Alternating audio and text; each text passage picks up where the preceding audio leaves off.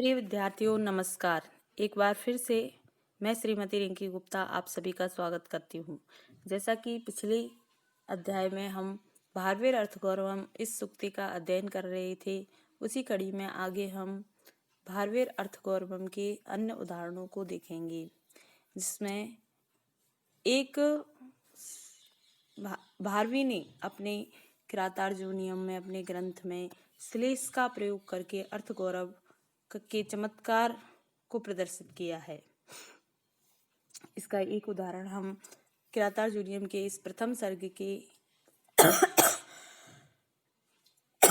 श्लोक के माध्यम से देख सकते हैं।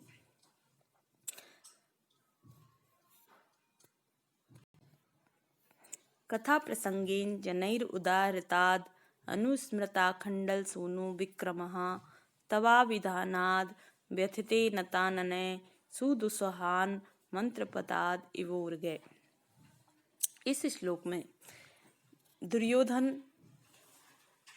वनेचर दुर्योधन की स्थिति का वर्णन करते हुए बताता है कि वो अर्जुन और युधिष्ठिर के नामों से को सुनते ही कैसे डर जाता है कि जैसे मंत्रों के उच्चारण से सर्प डर जाता है।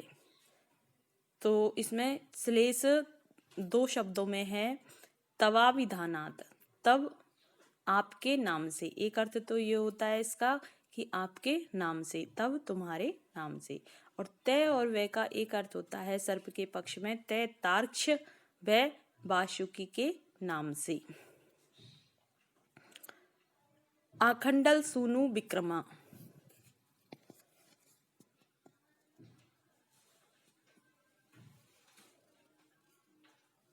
आखंडल सूनु विक्रम, आखंडल का अर्थ होता है इंद्र।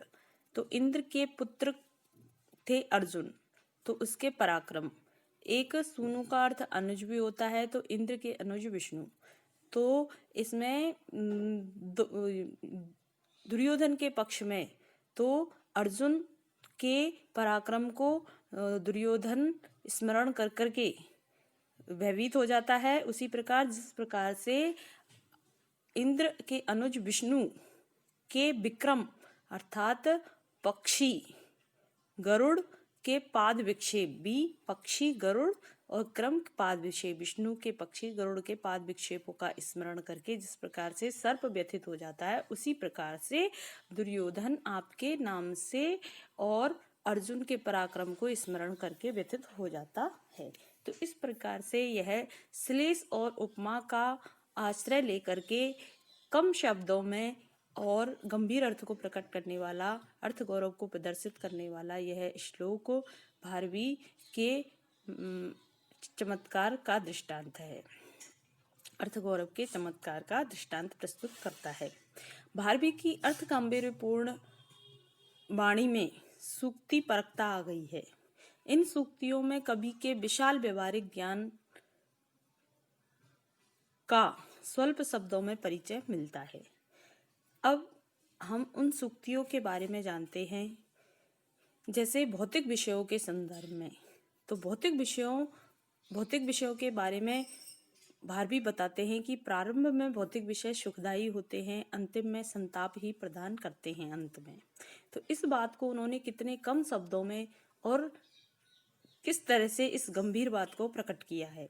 आपात रम्या विषया पर्यंत परितापिने। आपात प्रारंभ में, विषया जो विषय होते हैं, भौतिक विषय होते हैं, वो रम्या रमणीय होते हैं, पर्यंत परंतु अंत में वो परितापिने परिताप देने वाले होते हैं। इसी तरह से स्वाभिमान विषय एक सूक्ति है। साधारण लोग भी भस्म के समूह पर पैर रखकर चले जाते हैं, किंतु देदीप्यमान अग्नि को कोई भी पदाक्रांत नहीं कर सकता है। अतः स्वाभिमानी लोग अपने स्वाभिमान को प्राण संकट में भी नहीं त्यागते हैं।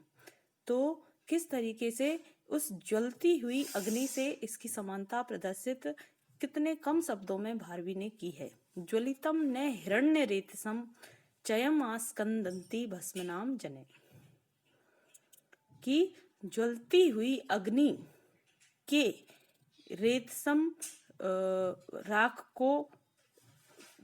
के समूह को नहीं पदाक्रांत कर सकते हैं जन अपितु भस्म नाम, यानी कि भस्म के जो बुझी हुई आग है उसको कोई भी भस्म को पदाक्रांत करके जा सकता है। जीवन मर्म को स्पर्श करने वाली इस उक्ति में भारवी का अर्थ गौरव विशेष रूप से दृष्टव्य है कि सहसा विदित न क्रियाम अविवेके परमापदाम पदम, कि हमें जीवन का सार प्रदर्शित करती है यह उक्ति कि हमें कभी भी कोई भी कार्य सहसा नहीं करना चाहिए, अचानक से नहीं करना चाहिए। क्यों? क्योंकि अविवेक बिना विचार के किया हुआ कार्य परम आपदाम पदम बहुत ही कष्ट का कारण होता